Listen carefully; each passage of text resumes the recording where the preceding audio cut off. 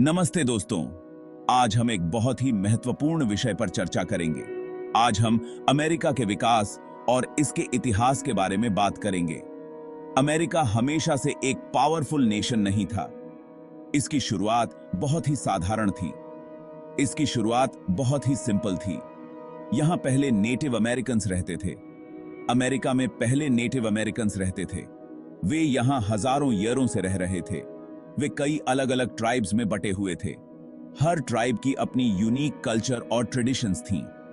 उनकी अपनी कल्चर और लाइफस्टाइल थी। वे प्रकृति के साथ सामंजस्य में रहते थे।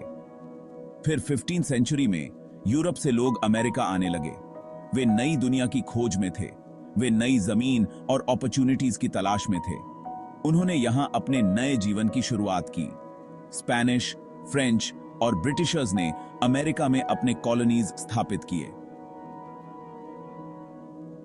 इनका प्रभाव आज भी देखा जा सकता है। यूरोपियन पावर्स के बीच कंपटीशन बढ़ती गई। ब्रिटिशर्स का प्रभाव बढ़ने लगा और उन्होंने 13 कॉलोनीज स्थापित किए। लेकिन जल्द ही ब्रिटिशर्स और उपनिवेशवादियों के बीच टेंशन पैदा हो गया। उपनिवेशवादी ब्रिटिशर्स के अत्याचार से तंग आ चुके थे। वे अपनी फ्रीडम चाहते थे। 1776 में अमेरिकन रेवोल्यूशन शुरू हुई।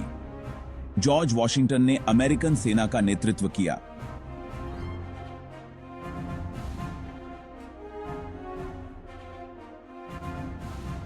अमेरिका ने अपनी फ्रीडम की घोषणा की। यह अमेरिका के हिस्ट्री में एक महत्वपूर्ण मोड़ था। अमेरिका का विकास चुनौतियों से भरा था। यह एक ऐसा समय था जब देश को कई कठिनाइयों का सामना करना पड़ा। देश दो हिस्सों में बंट गया, नॉर्थ और साउथ।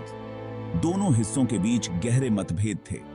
नॉर्थ में इंडस्ट्रीज का विकास हो रहा था, जबकि साउथ की इकोनॉमी स्लेवरी पर निर्भर थी। यह आर्थिक असमानता भी संघर्ष का एक बड़ा कारण बनी। 1861 में एब्राहम लिंकन के प्रेसिडेंट बनने के बाद साउथ के स्टेट्स ने अमेरिका से अलग होने की घोषणा कर दी। लिंकन का चुनाव साउथ के लिए अस्वीकार्य था। इससे अमेरिकन सिविल वॉर शुरू हुआ। यह युद्ध बहुत ही विनाशकारी था। यह वॉर 4 साल तक चला और इसमें लाखों लोग मारे गए। युद्ध ने देश को गहरे घाव दिए। अंत में नॉर्थ ने जीत हासिल की और स्लेवरी का अंत हुआ। यह एक महत्वपूर्ण मोड़ था। अमेरिका फिर से एक हो गया, लेकिन सिविल वॉर के घावों को भरने में समय लगा। पुनर्निर्माण की प्रक्रिया लंबी और कठिन थी। Section 4, industrial power house innovation and expansion. Civil war के बाद अमेरिका ने तेजी से इंडस्ट्रियल डेवलपमेंट किया। नई टेक्नोलॉजीज का आविष्कार हुआ, जैसे कि टेलीफोन, इलेक्ट्रिसिटी और ऑटोमोबाइल। रेलवे लाइंस का विस्तार हुआ, जिससे देश और अधिक कनेक्टेड हो गया। अमेरिका दुनिया का सबसे बड़ा इंडस्ट्रियल नेशन बन गया।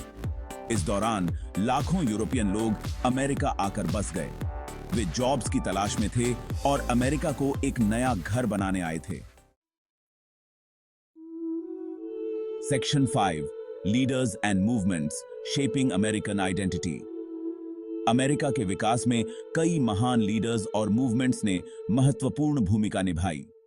ये लीडर्स और मूवमेंट्स ने देश की दिशा और पहचान को आकार दिया। जॉर्ज वॉशिंगटन ने देश को फ्री दिलाई। उन्होंने स्वतंत्रता संग्राम में महत्वपूर्ण भूमिका निभाई और एक नई राष्ट्र की नींव रखी।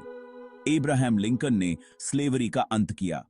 उन्होंने देश को एकजुट रखा और समानता के सिद्धांत को मजबूत किया। 20वीं सेंचुरी में मार्टिन लूथर किंग जूनियर ने सिविल राइट्स मूवमेंट का नेतृत्व किया।